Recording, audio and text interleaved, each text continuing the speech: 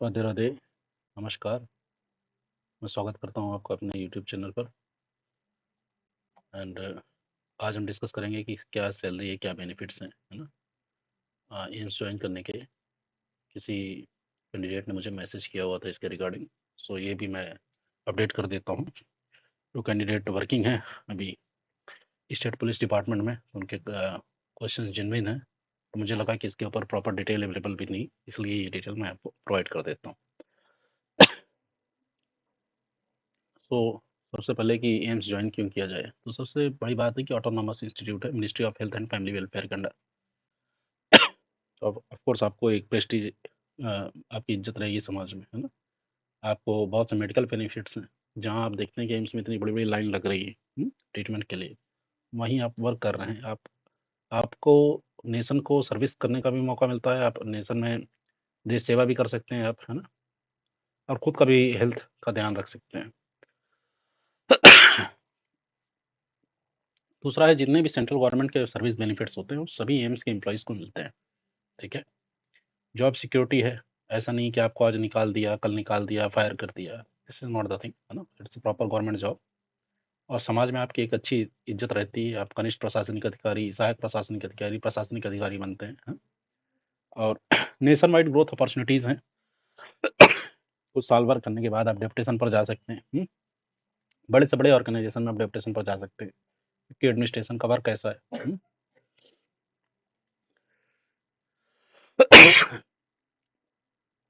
सबसे बड़ा बेनिफिट क्या है? सेंट्रल पे कमीशन का पे स्ट्रक्चर होता है।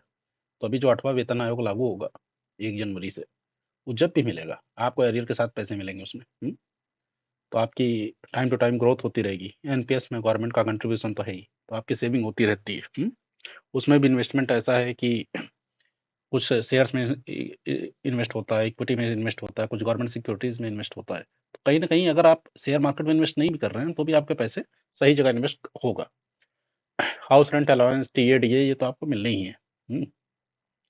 तो ऐसा नहीं है कि आपको रहने की कुछ प्रॉब्लम होने वाली है। क्वार्टर्स अवेलेबल हैं। एचआरए भी आपको मिलता है। आप जैसा चाहें बाहर रह सकते हैं, अंदर रह सकते हैं। ऑफ कोर्स जैसे हर डिपार्टमेंट में क्वार्टर की थोड़ी कमी रहती है, बट वो आपकी सीनियरिटी पे डिपेंड करता है ना। जो रूल हैं उसके हिसाब से आपको अलॉट कर ही दिया जाएगा। सबसे बड़ी फ़ायदे हैं एचपीसीए में, this thing, house patient care allowance. ये पैसे आपको एक्स्ट्रा मिलते हैं, जो और किसी डिपार्टमेंट में आपको जल्दी नहीं मिलता है। ठीक है। मेडिकल और हेल्थ स्कीम का बेनिफिट भी है। मैं आगे अभी एक-एक कंपोनेंट को तोड़ के दिखाऊँगा, क्या बेनिफिट्स हैं, क्या नहीं। सबसे पहले हम डिस्कस कर लेते हैं जूनियर एडमिनिस्ट्रेटिव ऑफिसर की, जैसे कि बहुत से लोग तैयारी कर रहे हैं। तो ये पे लेवल लेवल 6 है। सेल 1 आप कंसीडर कर लीजिए, सेल 2 मत कंसीडर करिएगा, है ना। Department administration, employment type regular, ऐसा आपकी सैलरी स्लिप में लिखा हुआ आता है। ठीक है। जूनियर एडमिनिस्ट्रेटिव ऑफिसर मीन्स कनिष्ठ प्रशासनिक अधिकारी। नाम सुन के अच्छा लगता है कि आप वही अधिकारी हैं, है ना। सैलरी स्ट्रक्चर क्या है, ये सेल 2 का मैं बता रहा हूँ। बेसिक पे आता है 36,500 रुपये, डीए आता है 20,075 रुपये, एचआरए आता है 7,300, टीए आता है 1,800, डीए ऑन टी आता है 990 एंड एचपीसीए आता है 4,100 रुपीज़। एंड दिस टू क्या है कि ये वाई सिटी का मैं बता रहा हूँ। अगर आप एक्स सिटी में जाते हैं तो ये आपका एचआरए इंक्रीज हो जाएगा, 30% आपका एचआरए लग जाएगा। टीए डीए भी उस हिसाब से बढ़ते हैं। ठीक है। But HPCA will remain the same. HPCA कुछ एम्स में दिए जाते हैं, कुछ एम्स में नहीं दिए जाते हैं। ठीक है। ये अपनी इंडिविजुअल एम्स की पॉलिसी है, जो क्या करना चाहते हैं, क्या नहीं करना चाहते हैं, ये उनके ऊपर डिपेंड करता है। ग्रॉस सैलरी 78,686 मिलती है। अगर आप ऑलमोस्ट साल 1.5 साल वर्क कर चुके हैं तब ये सैलरी आपकी रहेगी। ये है एग्जैक्ट सैलरी स्लिप। ठीक है। जैसा कि आप देख सकते हैं कि अप्रैल 2025 का ही है, तो लेटेस्ट सैलरी स्लिप है। आप एक बार इसको अच्छे से देख लीजिए। हम कुछ देर के लिए इसको यहीं पे वीडियो को रोक देता हूँ ताकि आप समझ पाएँ।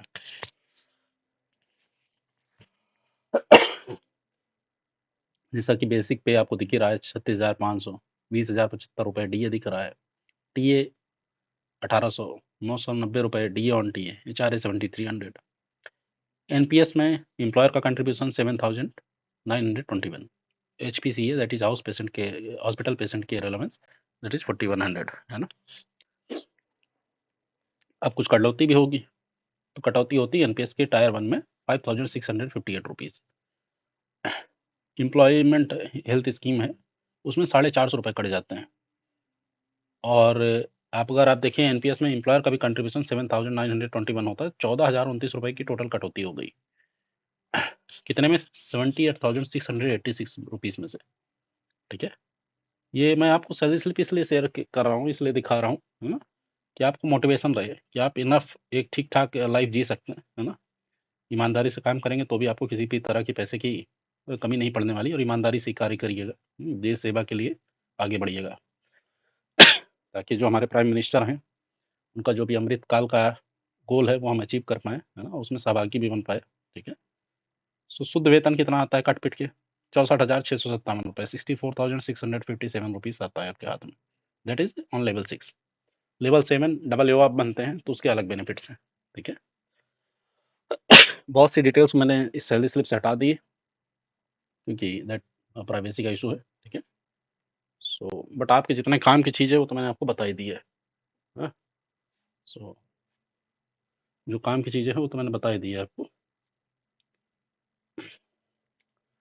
अब डिडक्शन मैंने पहले ही समझा रखा है, लेकिन फिर भी अगर किसी को सैलरी स्लिप देखने में प्रॉब्लम आ रही हो, वीडियो में क्लियर नहीं आ रहा हो, इसलिए मैंने पीपीटी भी बना रखी।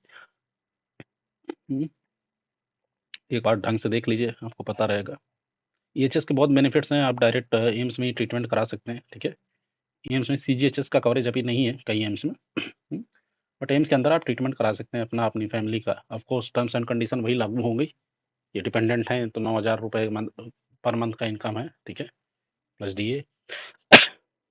तो पेरेंट्स भी इंक्लूड होंगे, अदरवाइज पेरेंट्स नहीं इंक्लूड हो पाएंगे। ठीक है ना।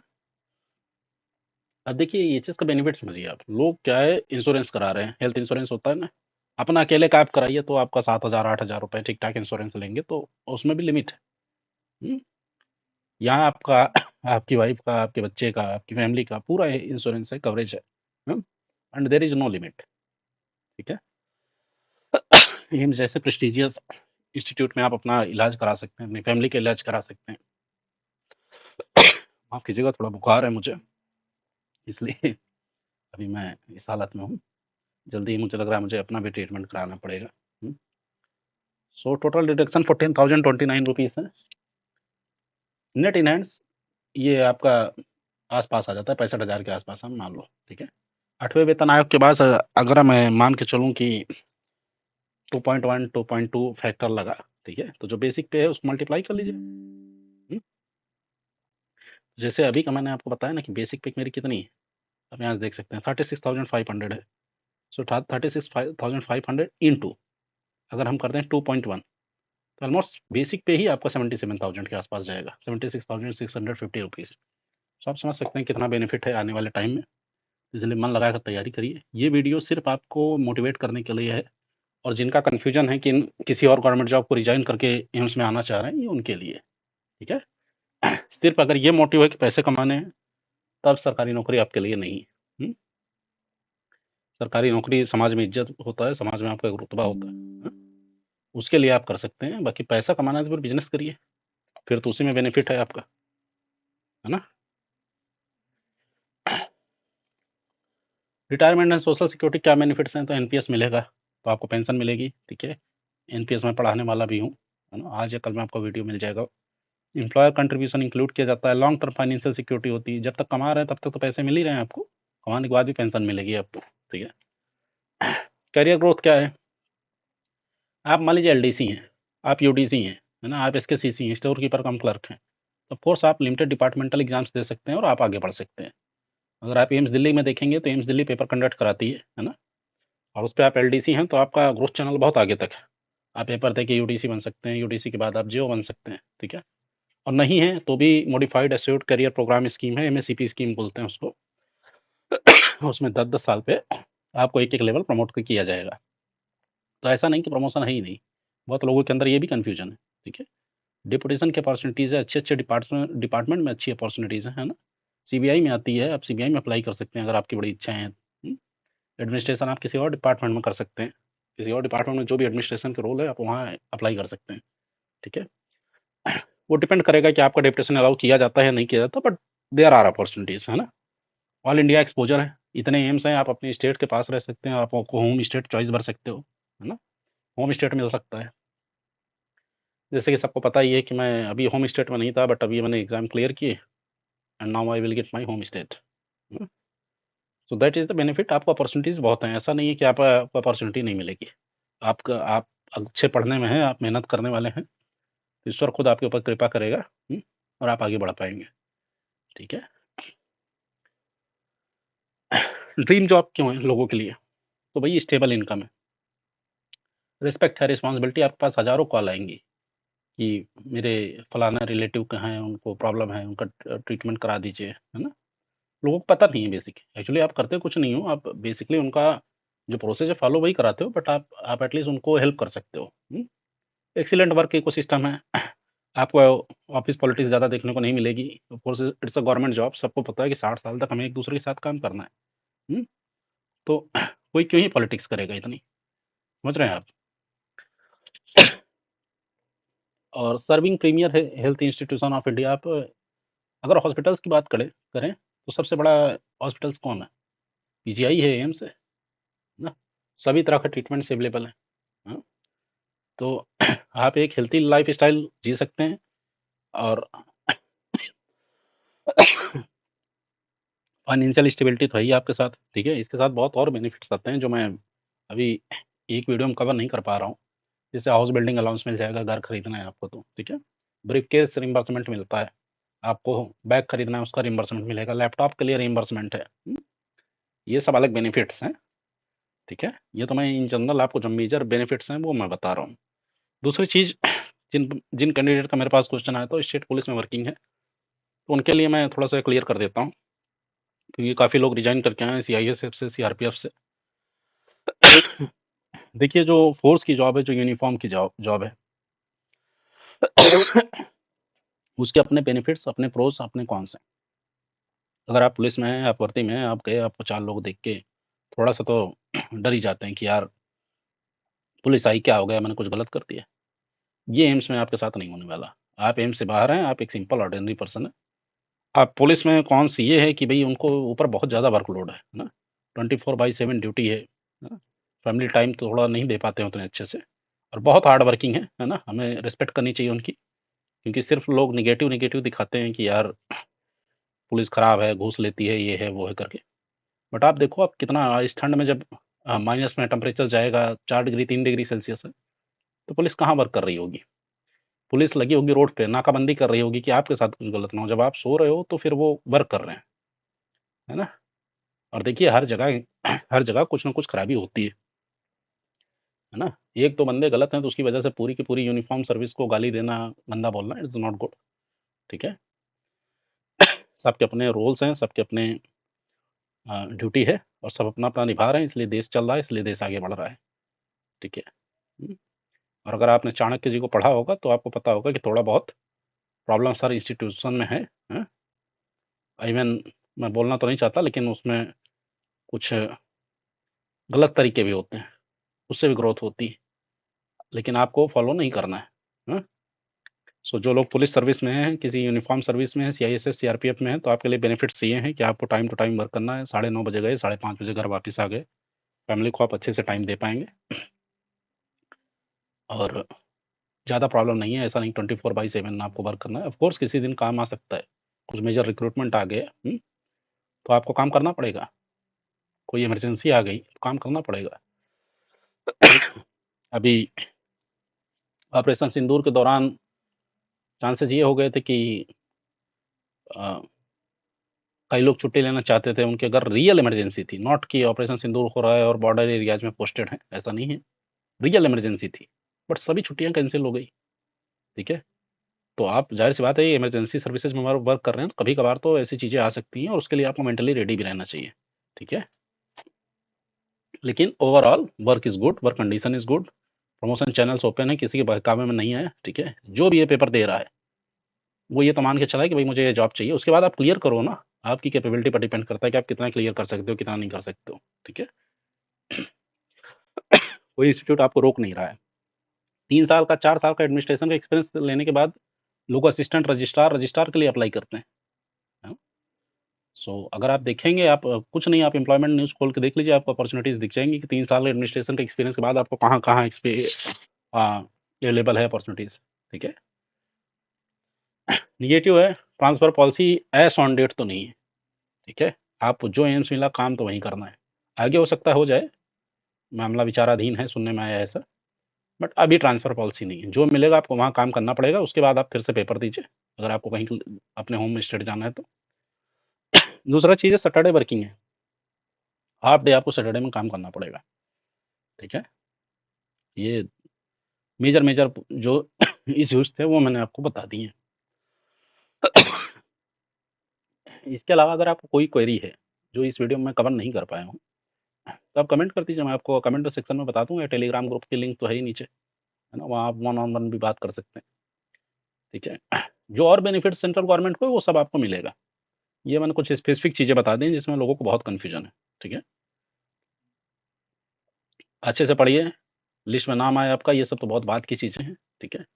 पैसे के लिए कोई भी गवर्नमेंट जॉब में नहीं आता है। सबसे बड़ी बात होती है जब आप सिलेक्शन लेते हैं, आपका लिस्ट में नाम आता है, तो जो खुशियाँ आप अपने मदर फादर की आंखों में देखते हो ना, जो खुशी के आंसू गिरेंगे, वो कोई भी वीडियो, कोई भी यूट्यूबर, कोई भी टीचर आपको एक्सप्लेन नहीं कर सकता है ना? बहुत होप लगाया होगा उन्होंने, बहुत पैसे खर्च किए हैं आपके ऊपर, हुँ? सिचुएशन सही हो जाती है, घर की स्थितियाँ बदल जाएँगी। मैं एक ग्रामीण इलाके से खुद हूँ, शुद्ध गाँव से हूँ, ऐसा भी नहीं कस्बा हो, ठीक है? पिताजी किसान हैं मेरे, हुँ? सो ऐसा नहीं कि आप लोग क्लियर नहीं कर सकते, आपके पास बहुत पैसे चाहिए, this is not the thing, हैं?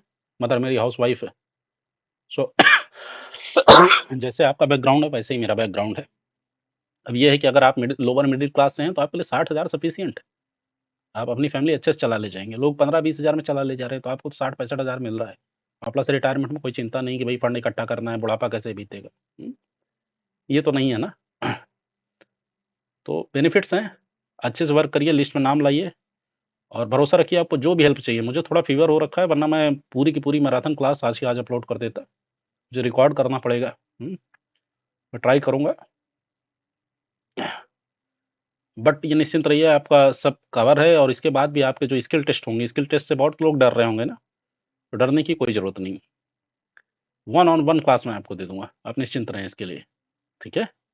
और इसकी 100% आपको एश्योरेंस, 100% गारंटी दे सकता हूँ कि आप स्किल टेस्ट फेल नहीं होंगे, हैं? वन ऑन वन दूँगा मैं, एक-एक बंदे की कॉपी चेक करूँगा, एक-एक बंदी को बताऊँगा कि भई ये आपके में गलत है, आपको ऐसे नहीं ऐसे लिखना है, ठीक है? कहीं ज़्यादा घबरा के एनरोल होने की ज़रूरत नहीं है, कुछ परेशान होने की ज़रूरत नहीं है, हुँ? अच्छे से पढ़िए, मोटिवेशन हाई रखिए, माता रानी का या जिनका भी आप पूजा करते हैं, उनका आशीर्वाद लेते रहिए, ठीक है? और जब पढ़ने का मन ना हो, एक बार अपने पेरेंट्स को देख लीजिएगा कि कितनी होप लगाए हुए हैं वो। आप 3,000 रुपए का फॉर्म भर रहे हैं, 2400 रुपए का फॉर्म भर रहे हैं आप, हैं? तो मेहनत करिए अच्छे से, ठीक है? वैसे भी सब फ्री ऑफ कॉस्ट मिल रहा है आपको, 1 पैसे लग तो रहे नहीं है आपके। क्लासेस में तो मैं तो बिल्कुल नहीं ले रहा हूँ, तो इसके लिए आप निश्चिंत रहें। दूसरी चीज़, जो वीडियोज़ मैंने डाले हैं, उसमें 2 मेजर टॉपिक्स अभी रिमेनिंग हैं, सीसीएस, सीसीए और सीसीएस पेंशन। इसके क्वेश्चन वीडियोज़ आपको 1-2 दिन के अंदर तो मिल ही जाएँगे, कोशिश करूँगा मैं आज ही ये सीसीएस, सीसीए का वीडियो अपलोड कर दूँ, ठीक है? और सीसीएस पेंशन का जो भी है, वो कल तक में अपलोड हो जाएगा। अगर ये नोट्स, ये वीडियोज़ पढ़ के मैं पास हो सकता हूँ, तो आप भी हो सकते हैं, ठीक है? दूसरी चीज़ ये है कि ठीक है, मैं वर्किंग हूँ, मुझे कुछ थोड़ा-सा एक्स्ट्रा एज था, है ना? एक्स्ट्रा एज इसलिए क्योंकि मैं वही चीज़ें नोटिंग कर रहा हूँ, वही ड्राफ्टिंग कर रहा हूँ, यही मेरा काम है। रूल्स अप्लाई कर रहा हूँ, तो ये एज है कहीं न कहीं। लेकिन इसका मतलब ये नहीं, पहली बार तो मैं भी सेलेक्ट होके आया था, तब मैं भी वर्किंग नहीं था, है ना? तो तब तो मैं भी अनएम्प्लॉयड था, तब फिर जॉइन किया हूँ। तब आपके जैसी तैयारी करता था मैं भी। और जो वर्किंग एस्पिरेंट्स हैं, उनके लिए यार आप लोगों को एक सजेशन देना चाहूँगा मैं, पढ़ाई की कोशिश करिए रात में। ऑफ़िस के बीच में फ्लो टूटेगा आपका, एक टॉपिक उठा रहे हैं अगर सीसीएस, सीसीए, सीसीएस पेंशन का, तो उसको खत्म करिए पूरी तरह से, बीच में मत रोकिए। पता चला आपने सस्पेंशन पढ़ा, मेजर पेनल्टी पढ़ी, माइनर पढ़ी, आगे का छोड़ दिया, फिर फ्लो नहीं बन पाएगा आपका। और आप लोग वर्किंग हैं, तो आपको ज़्यादा बताने की ज़रूरत तो है नहीं, आप खुद ही एग्ज़ाम्स क्लियर करके आए हुए हैं। आपको पता है कि आपने कितनी मेहनत की है और कितनी रिक्वायरमेंट है। बाकी फिर भी कोई वर्किंग एस्पिरेंट है, उनको कुछ एडवाइस चाहिए, कुछ चाहिए, तो वो भी मुझे डायरेक्ट मैसेज कर सकते हैं, ठीक है? हुँ, या कमेंट कर दीजिएगा कुछ प्रॉब्लम हो तो। सभी जितने भी सर्विसेज़ के लोग हैं, उनको मैं बताना चाहूँगा कि ये जॉब अच्छी है, निश्चिंत रहें आप, मैं वर्क कर रहा हूँ, इसलिए मैं आपको बता रहा हूँ, ठीक है? और अब सैलरी स्लिप से मैंने डिटेल हटा दी कि किसकी सैलरी स्लिप है, क्या है, क्या नहीं, वो आपको जानने की ज़रूरत है नहीं, बट बेसिक कंटेंट तो आपको सब पता चल ही चुका है, ठीक है? सो बेस्ट ऑफ लक, होड़ के आइए एग्ज़ाम में, लिस्ट में नाम लाइए, ग्रुप पर मैसेज करिएगा, मैं खुद पर्सनली आपको स्किल टेस्ट के लिए गाइड करूँगा, ठीक है? निश्चिंत रहें आप, वन ऑन वन क्लास लूँगा पर्सनली, है ना? गूगल मीट, ज़ूम जो हो पाएगा वहाँ पे क्लास दे देंगे आपको, स्किल टेस्ट से डरने की ज़रूरत नहीं है, और भरोसा रखिएगा जिसको भी मैंने स्किल टेस्ट पढ़ा दिया वो फेल नहीं हो सकता है, ठीक है? सो बेस्ट ऑफ लक, हाँ? इस वीडियो को यहीं समाप्त करते हैं। बहुत बहुत धन्यवाद। जय हिंद, जय भारत।